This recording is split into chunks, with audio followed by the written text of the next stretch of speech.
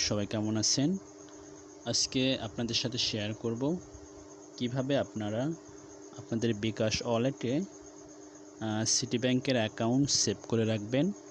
তো সাথেই থাকবেন। তো প্রথমে আমি বিকাশ টু ব্যাংক টুলবারে ঢুকব। এরপরে হচ্ছে ব্যাংক অ্যাকাউন্টে ঢুকব। এখানে দেখেন অনেকগুলো ব্যাংকের নাম দেওয়া আছে। তো আমি এখান থেকে সিটি ব্যাংক সিলেক্ট করে নেব। তো সিটি ব্যাংকটি প্রথমে আছে, সিটি ব্যাংক। তো এখানে দেখেন আমার অনেকগুলা ব্যাংক অ্যাকাউন্ট নাম্বার সেভ করা আছে।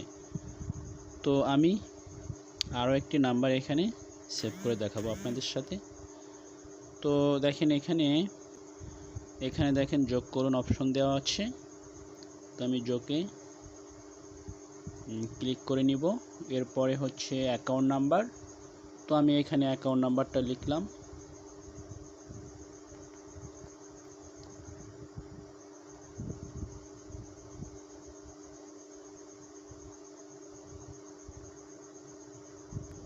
এরপরে হচ্ছে আমি এগিয়ে যানে ক্লিক করে দিব। এরপরে হচ্ছে অ্যাকাউন্ট টাইটেল। আপনারা চেষ্টা করবেন অ্যাকাউন্ট টাইটেলটি সবগুলা বড় হাতের দিয়ে করার।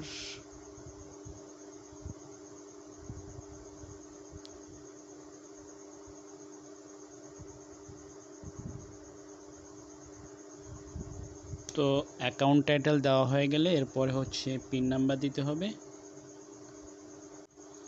তো পিন দেওয়া হয়ে গেলে পিন কনফার্ম করুন, চাপ দিতে হবে। তো দেখেন বন্ধুরা, আমার কিন্তু সেভ হয়ে গেছে। আমি এখন হোমে ফিরে যাই। তার আগে দেখি মইনুর আলম।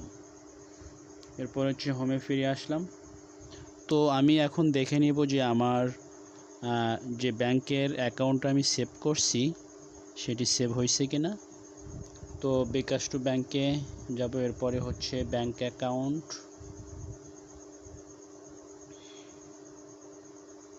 এরপরে হচ্ছে সিটি ব্যাংক। এরপরে দেখেন এখানে মইনুর আলম। তো আপনারা যদি দেখেন যে না আপনার সেভ করতে ভুল হয়ে গেছে, স্পেলিং ভুল হয়ে গেছে, অথবা আপনার অ্যাকাউন্ট নাম্বার ভুল হয়ে গেছে, সেক্ষেত্রে আপনারা চাইলে কিন্তু সহজে এখান থেকে ডিলিট করতে পারবেন। কিভাবে ডিলিট করবেন? এই যে বাদ দিনে চাপ দিলেই কিন্তু ডিলিট হয়ে যাবে। বাদ দিনে দেওয়ার পরে এরপরে দেখেন অনুগ্রহ করে ব্যাংক অ্যাকাউন্ট বাদ দেওয়ার নিশ্চিত করুন। তো বাতিল দিলে বাতিল হয়ে যাবে। আর অনুগ্রহ করে ব্যাংক অ্যাকাউন্ট বাদ দেওয়া নিশ্চিত করুন। তো আপনি যদি ডিলিট করতে চান তাহলে নিশ্চিতে চাপ দিলে কিন্তু ডিলিট হয়ে যাবে। তো দেখেন ব্যাংক অ্যাকাউন্ট বাদ দেওয়া হয়েছে। তো বন্ধুরা, এই ছিল আজকের ভিডিওটি ভালো লাগলে অবশ্যই জানাবেন। তো সবাই ভালো থাকবেন, সুস্থ থাকবেন। সবাইকে শুভকামনা রইল। আল্লাহ হাফেজ।